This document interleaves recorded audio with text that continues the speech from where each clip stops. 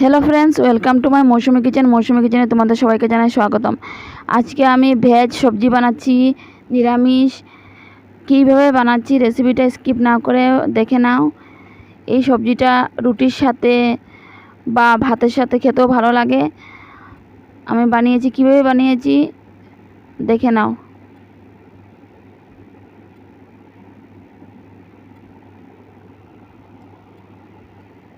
এখানে আমি কেটে নিলাম আলু, পটল, বাঁধাকপি, কাঁকরোল, বরবটি, টমেটো, কাঁচা লঙ্কা, বেগুন। আর সম্বাসের জন্য আমি নিয়ে নিয়েছি তেজপাতা, শুকনো লঙ্কা, পাঁচফোড়ন, আদা বাটা। এখানে মশলা নিয়ে নিলাম হলুদের গুঁড়ো, জিরের গুঁড়ো, শুকনো লঙ্কার গুঁড়ো আর নুন। তেল গরম হয়ে গিয়েছে, একটা শুকনো লঙ্কা ছেড়ে দিলাম ওর মধ্যে। তারপরে তেজপাতা, আদা বাটা, পাঁচফোড়ন দিয়ে দিলাম। দিয়ে ভালো করে নাড়াচাড়া করে ওর মধ্যে কেটে রাখা সবজিগুলো দিয়ে দেব।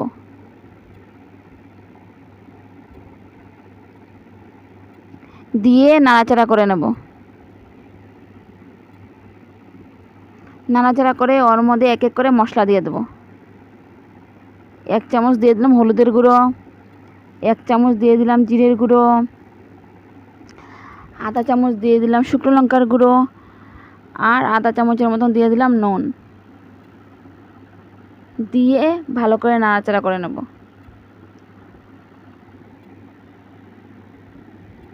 সবজিগুলোকে ভালো করে ভাজা ভাজা করতে হবে।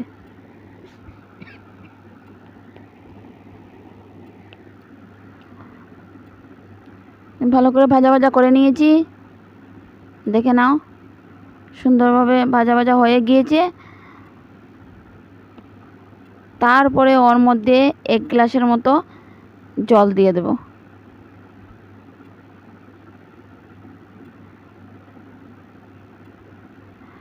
বড় গ্লাসে 1 গ্লাস জল দিয়ে দিলাম। দিয়ে 15 মিনিটের জন্য ঢেকে রেখে দেব। 15 মিনিট পরে আমি আবার আসছি। 15 মিনিট হয়ে গিয়েছে, চলে আসলাম। এখন চেক করে নেব কি সবজিগুলো সিদ্ধ হয়ে গিয়েছে কি না। সিদ্ধ হয়ে গিয়েছে, চেক করে নিলাম। এখন ভালো করে নাড়াচাড়া করে নামিয়ে নেব। তাহলে দেখে নাও সবজিটা কীভাবে হয়েছে।